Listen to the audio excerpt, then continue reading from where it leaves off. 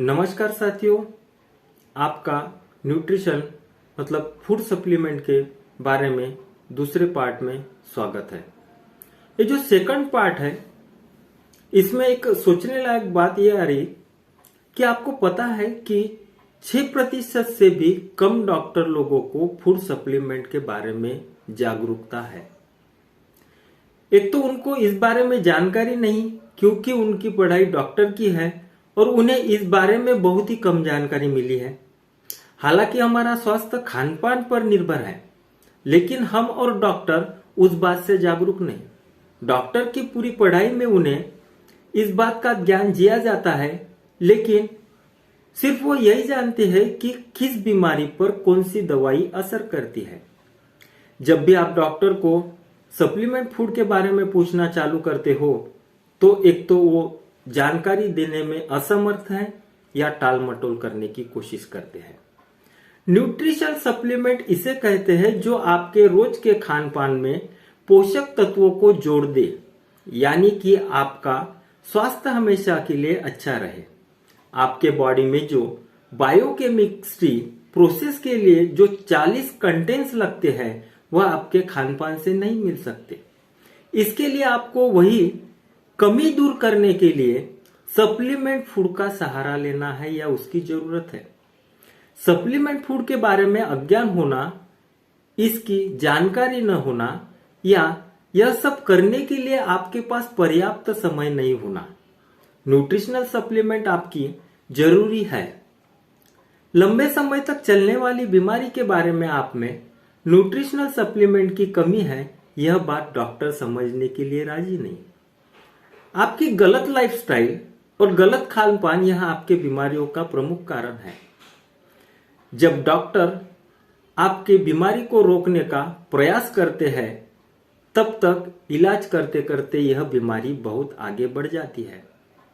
एक समय ऐसा आता है कि आप पर कोई इलाज संभव ही नहीं होता। वक्त रहते ही आप इसे अपनाते हो, आप बीमारी से छुटकारा पा सकते हैं।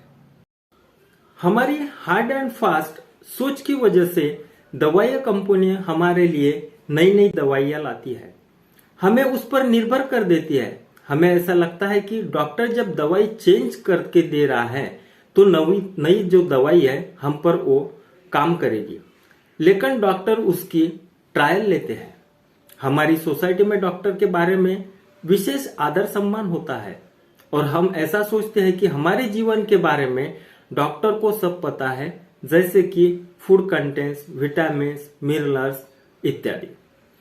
हम अभी 21वीं सदी में जी रहे हैं। हमें इस बात का पता चला है कि लोगों को तकलीफ होना या उनकी मृत्यु होना, यह उनके लंबे समय तक चलने वाली बीमारी की वजह से है, जैसा कि heart attack, cancer, Parkinson, BP बढ़ना, शुगर लेवल बढ़ना वगैरह वगैरह। आप अगर सोचते हैं कि हमारी यह बढ़ रही उम्र है, लेकिन बढ़ती उम्र के साथ हमें क्वालिटी ऑफ लाइफ की जरूरत है। कहने का तात्पर्य यह है कि हम जब जिंदा है तब तक अपने पैरों पर खड़े रह सके, लेकिन दिन ब दिन क्वालिटी ऑफ लाइफ कमजोर हो रही है। हम आखिर तक जी तो रहे हैं, लेकिन जमीन पर कम और बिस्तर पर ज्यादा। अगर मैं आपसे पूछता हूं कि आपको कब तक जीने के लिए अच्छा लगेगा, तो इसका जवाब देने से पहले आप सोचने या दिमाग में जोर डालने पे मजबूर हो जाओगे। आपके आखिरी 20 साल कैसे होंगे, या आपको जो आखिरी 20 साल है उसमें आपको कितना खर्चा करना है, उसका समाधान आपको खर्चा होने के बाद भी होगा या नहीं होगा, डाउटफुल ही रहेंगे। मुझे तो ये बात अच्छी नहीं लगती है या समझ में ही नहीं आती। आने वाले दिनों में लोगों की सोच बदल रही है। वे चाहती है कि जब तक जिंदा रहूं, मुझे कोई तकलीफ ना हो। वह ये भी सोचते हैं कि मैं जब तक जीऊं, लंबे समय से जीने से तो बेटर है कि मैं जहां तक के जीऊं स्वस्थ जीऊं, जिससे कि मुझे तकलीफ ना हो। इसलिए आपको क्वालिटी ऑफ लाइफ की जरूरत है। कभी कभार आपको पैरालिसिस होने की वजह से आप अपने घर के लोगों को पहचान नहीं पाते। ऐसी जिंदगी किस काम की साथियों? इन दिनों में हमारा देश हार्ट अटैक, कैंसर, पैरालिसिस ऐसे दीर्घकालीन बीमारियों से जुड़ता हुआ दिखाई देता है। आजकल उसकी उम्र बहुत ज्यादा हुई और मृत्यु हुई ऐसा सुनने में कम आता है। वैसे देखा जाए तो मानव जाति की आयु 120 साल है, लेकिन उस उम्र तक कौन पहुंच रहा है? हमारी आयु कम होने के लिए उसके पीछे बहुत सारे कारण हैं। एक तो हमारा खान पान, हम ज्यादातर बैठे काम करते हैं जिसे हम लोग स्मार्ट वर्क कहते हैं। हम फास्ट फूड खाते हैं, हम एक्सरसाइज नहीं करते, और दूसरी बात तो हम शौकों के अधीन हो गए हैं। पहले लोग ज्यादा जीते थे क्योंकि वह खेती बाड़ी का काम करते थे। वह काम मेहनती काम था। वह अपने खेत का ही उगाया अनाज खाते थे जिसमें कोई केमिकल नहीं होता था। आज के तारीख में हर चीज यहां तक कि दूध भी मिलावट वाला मिलता है। लेकिन अभी हम कोई मेहनती काम न करने की वजह से या केमिकल की वजह से वह केमिकल हमारी बॉडी में जा रहा है, उससे रोग उत्पन्न हो रहे। इसलिए बढ़ती उम्र के साथ छोटे बच्चे भी बीमारियों के अधीन हो रहे हैं। जब भी रोगों से बचने की बात आती है तो हम लोग डॉक्टर से बात करते हैं और सीना तान लेती है, लेकिन वह जो कर रहे हैं वह सही है क्या? आप ही सोचिए। आपने हेल्थ चेकअप करना चाहिए, यह बात ठीक है, ताकि आपको समझ में आए या आसानी हो कि आप में प्रॉब्लम क्रिएट तो नहीं हो रहा है, या आप में अगर प्रॉब्लम क्रिएट हो रहा तो उस समस्या का आपने समाधान ढूंढना चाहिए। जब भी आपको ऐसा लगता है कि आप में कोई प्रॉब्लम है, उसे रोकने की जरूरत है। उस समय जब वह प्राथमिक अवस्था में हो तो दवाई न लेते हुए भी आप फूड सप्लीमेंट लेना चाहिए, यह इस्तेमाल करना चालू कर दीजिए। जब भी आप रोग प्रतिबंधक करना चाहते हैं तो रोग जड़ से खत्म होना चाहिए। इसके लिए आपको बहुत चीजों की जरूरत है, जैसे कि संतुलित आहार, लाइफस्टाइल में बदलाव लाना होगा, आपको एक्सरसाइज करना होगा और अच्छे क्वालिटी के फूड सप्लीमेंट लेने होंगे। इसका अगर आप सेवन करते हैं तभी आप ज्यादा देर तक चलने वाली बीमारियों से रोक सकते हैं। ऐसे करना ही हमारे लिए उचित होगा। यह बात खुद ने खुद करना चाहिए और इसके बारे में हमारे दोस्तों परिजनों से बताना चाहिए। जब यह बात आपको बताएंगे तब उनको भी लगेगा कि हमारी जान खतरे में है, हमारे सर पर खतरा मंडरा रहा है। हम इस बात से सहमत नहीं है कि सभी रोगों का निवारण करने की क्षमता हमारे शरीर में है। सिर्फ हमें उसे जागरूक करना है। उसके लिए में अपने खान पान में बदलाव करने की जरूरत है और उसके साथ व्यायाम करने की जरूरत है। आपने आपका जो माइंड सेट किया है वह चेंज करना है। यह बात संपूर्ण सत्य है, तभी आप इसका स्वीकार कर सकते हो।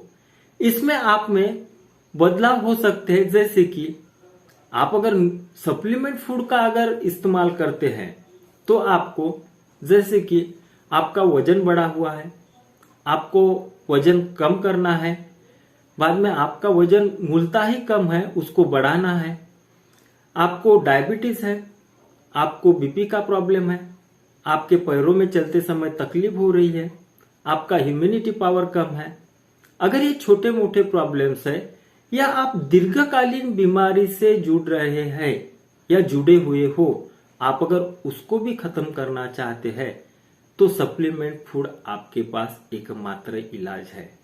सिर्फ वक्त है इसको समझने का। आप अगर वक्त रहते ही इसको समझ लेते हैं और इम्प्लीमेंट कर सकते हैं तो आने वाले भविष्य में आपको कुछ भी तकलीफ नहीं होगी।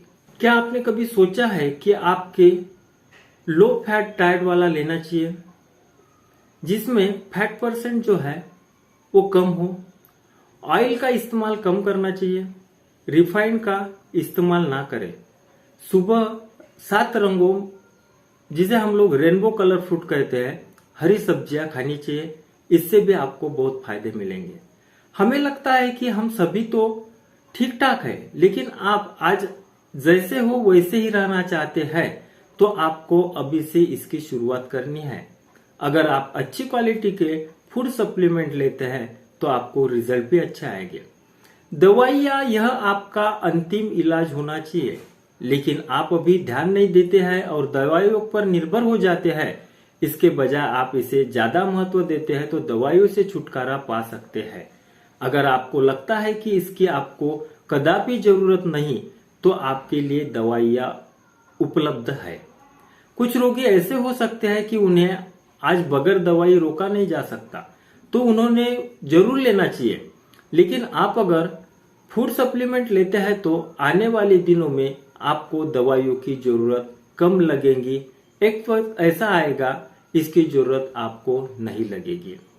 साथियों, आखिर में बताना चाहूंगा, यह आपकी जिंदगी का स्वास्थ्य का सवाल है, तो आप इस बात को समझ ले, इस पर सोचकर निर्णय ले और इस बात को दिलखुश होकर स्वीकार करें। तो साथियों, ये था फूड सप्लीमेंट का दूसरा पार्ट। अगर आपने इस चैनल को सब्सक्राइब नहीं किया है तो सब्सक्राइब करिए, बाजू में जो बेल आइकॉन है उस पर क्लिक करिए। हमने जो आपको हमारा कॉन्टैक्ट नंबर दिया है, आप अधिक जानकारी के लिए या फूड सप्लीमेंट के बारे में, या आपको कोई आप रोगों से गुजर रहे हो, आपको कोई बीमारी है, तो उसके बारे में आप हमसे संपर्क करके विस्तृत जानकारी ले सकते हैं। तो धन्यवाद साथियों, आज के लिए इतना ही। आगे के कुछ पार्ट में हम लोग हमारी शारीरिक रचना से जुड़े हुए रोगों के बारे में जानकारी लेंगे। शुरुआती दौर में हम लोग रोग क्यों होता है इससे शुरुआत करेंगे और दिन ब दिन एक एक रोगों पर जानकारी प्राप्त करेंगे। उसके लक्षण क्या होते हैं, उसके लिए कौन सा उपचार करना चाहिए, इसका मतलब हमको तकलीफ क्या हो सकती है आने वाले भविष्य में, तो इससे लिए हम लोग कैसे क्या जागरूक रह सकते हैं, तो इसके बारे में पूरी जानकारी देंगे। आज के लिए इतना ही। धन्यवाद।